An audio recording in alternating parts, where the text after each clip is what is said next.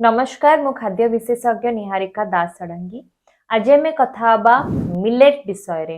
मु सब बड़े मोर क्लाइंट्स मानन को कही थाए मिलेट्स नबा पाई एवं जो माने भी आमठू डाइट प्लान नहीं थांती तांको डाइट रे सब बड़े मु मिलेट्स को रखी थाए।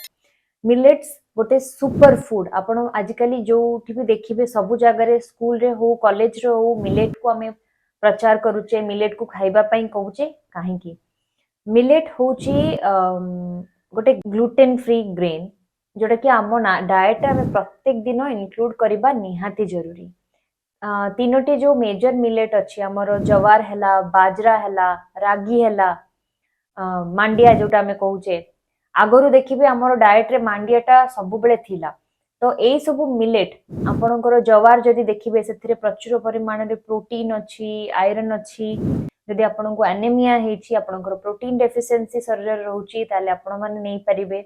हमर बाजरा जोटा हमें पर्ल मिलेट कहूचे ताकू आपण सब बेले शीत दिन रे नै परिबे कारण शीत दिन पई मिलेट टी बहुत भलो कारण आपणक शरीर को गरम रखि थाए।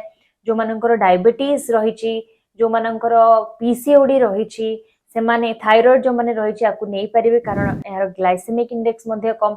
मांडिया जो मानकर कैल्शियम डेफिशिएंसी रहउची जो माने क्षीर पीबा पई पसंद करू नांती कैल्शियम डेफिशिएंसी रहउची जो मानकर शरीर रे बोन रो किछि प्रॉब्लम रहउची आर्थराइटिस रहउची से माने निश्चिंत भाबरे प्रत्येक दिन मांडिया खाइबा उचित।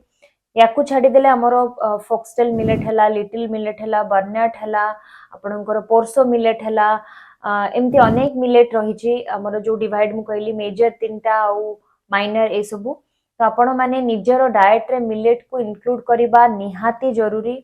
मिलेट गोटे सुपर फूड गोटे पावरफुल न्यूट्रिएंट रो गंता घर कहबा ठीक रहिबो कारण एथिरे सब जिंस न्यूट्रिएंट रहउची एवं जो मानकर ग्लूटेन जो माने नबा पई चाहू नांती तांकर हेल्थ इश्यू रहउची ओजन कमेइबा पई चाहूचंती से माने नै परिबे। एबे सबुठु बड़ प्रश्न होउची मिलेट को आपण किबळी भाबरे खाइबे कोन सब मील रे मिलेट खाइबे ना किबळी भाबरे खाइबे। आपण 1/3 ऑफ योर मेजर मील आपण जो तीनटा मेजर मील रहउचंती गोटे भाग आपण मिलेट नेबे सब बेले लंच रे नै परिबे आपणकर ब्रेकफास्ट रे नै परिबे आपण जेमती हेले भी नेबे जेमती मु कहली किछिटा मिलेट रो प्रभाव शरीर रे अलगा प्रकार पड़ी थाए।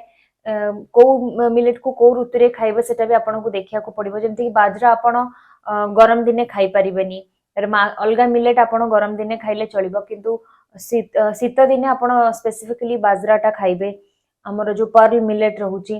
तो मिलेट रो बहुत उपकारिता हम शरीर ऊपर अच्छी 50 रु 100 ग्राम प्रत्येक दिन आपण नै परिबे एवं मिलेट सहित कौनसी एंटी न्यूट्रिशनल फैक्टर थिबा खाद्य चा कॉफी किंबा अन्य कौनसी कोल्ड ड्रिंक्स नेबे नाही शरीर रे एब्जॉर्प्शन ने प्रॉब्लम हुए।